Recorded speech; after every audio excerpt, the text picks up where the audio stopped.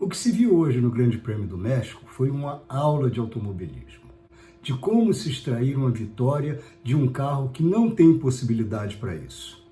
Foi um resultado espetacular, baseado principalmente na capacidade enorme do Lewis Hamilton de se adaptar a cada situação de corrida e a estratégia perfeita bolada pelo Andy Chauvelin, o estrategista da Mercedes. De olho nos tempos, no desempenho do Daniel Ricciardo, que foi o único dos 20 pilotos a largar com os pneus duros, Chauvelin notou claramente que havia uma possibilidade, apenas uma possibilidade até aquele momento, de ir até o fim com um jogo de pneus duros. A dúvida era o momento da troca. Eles optaram pela 24ª volta. Restava ao Hamilton fazer 47 voltas com um único jogo de pneus e ainda ter margem suficiente para resistir ao ataque do Vettel, que fatalmente viria nas voltas finais. Já a Ferrari se dividiu. Chamou Leclerc para fazer a sua primeira parada uma volta depois da do Albon. Como o Albon passou dos pneus médios com que tinha largado para um novo jogo de pneus médios, ficou claro que a Red Bull, ou que aquele Red Bull, ia fazer duas paradas. A mesma coisa para o Leclerc. Ele parou uma volta depois do Albon, colocou também um jogo de pneus médios, um jogo novo de pneus médios, e com isso se obrigou a uma segunda parada para colocar um jogo de pneus diferentes, ou duro ou macio. A escolha lógica foi o duro. O macio não estava aguentando mais do que 8 voltas na pista mexicana. Já com Vettel, a aposta foi diferente. Mantê-lo na pista mais tempo, já que ele estava em primeiro, navegava com ar livre pela frente, não tinha tanto desgaste de pneus. Por isso a Ferrari manteve o Vettel na pista por 13 voltas a mais do que o Hamilton.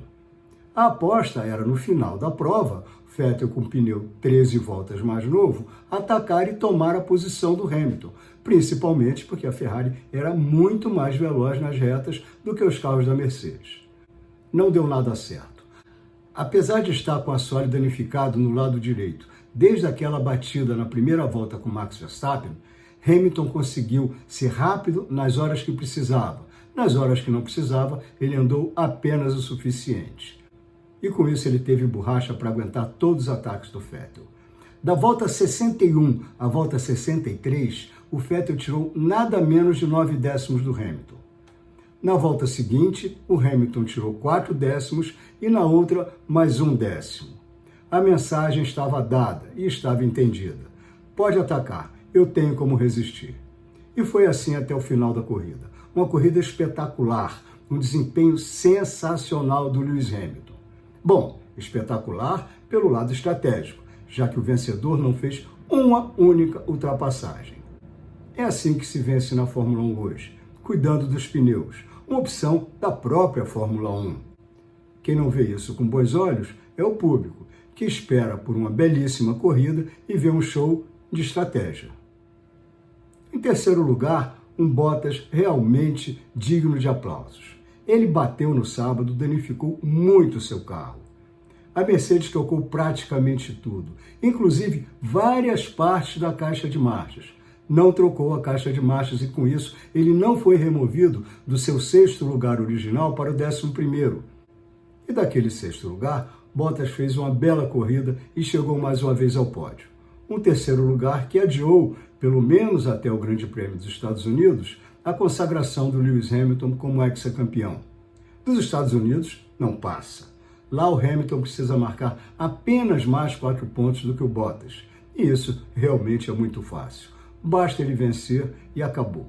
Hamilton 6 vezes campeão mundial de Fórmula 1. Um resultado que ele hoje mostrou que merece como ninguém mais merece. Um quarto lugar para Charles Leclerc, que logicamente tem um sabor de derrota. Ele largou na pole position, tinha tudo para vencer. E estava vencendo até ser chamado para a primeira parada nos boxes. Voltou pela segunda vez com os pneus médios, andou relativamente bem. Depois ele se queixou que esse segundo jogo de pneus não estava tão bom quanto o primeiro. Por isso ele teve um segundo turno de corrida absolutamente abaixo da expectativa dele.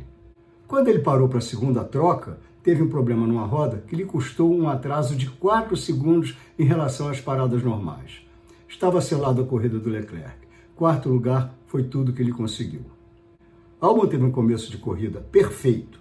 se beneficiou da batida entre Max Verstappen e Lewis Hamilton logo na segunda curva para ganhar a terceira posição. Ficou lá enquanto pôde. Realmente não pôde fazer mais do que fez. E com o quinto lugar, ele repetiu a sua melhor posição na Fórmula 1.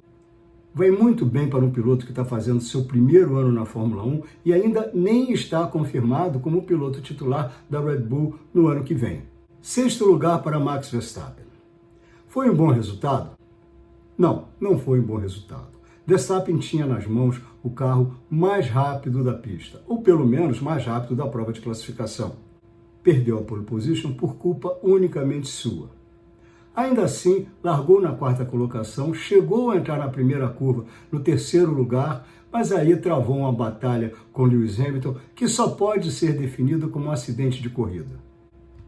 Nenhum dos dois quis dar espaço ao adversário e não podem ser condenados por isso. Só que ele perdeu muito, ele caiu para o oitavo e quando tentou ultrapassar o Valtteri Bottas, recebeu um toque da asa dianteira esquerda do Bottas no seu pneu traseiro direito.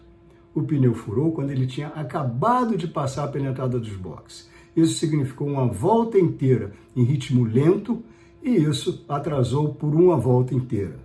Essa volta foi recuperada a partir do momento que outros pilotos pararam para fazer sua troca de pneus. Ele não parou mais. Ele fez 66 voltas com o jogo de pneus e ainda conseguiu chegar no sexto lugar.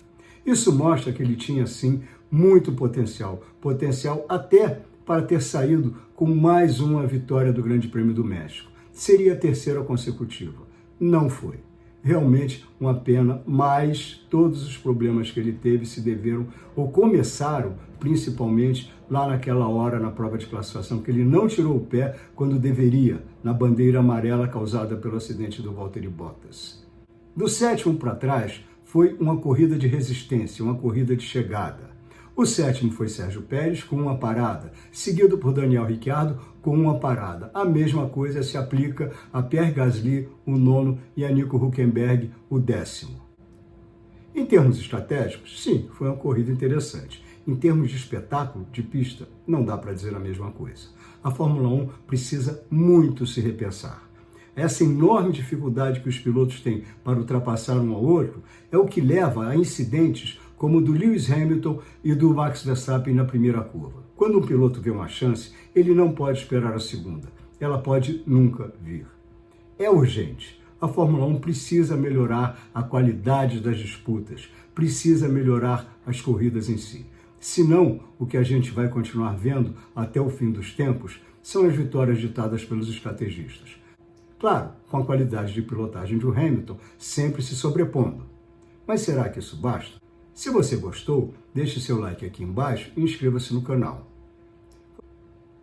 Você pode ler também outras informações na minha coluna que é publicada no UOL toda segunda-feira.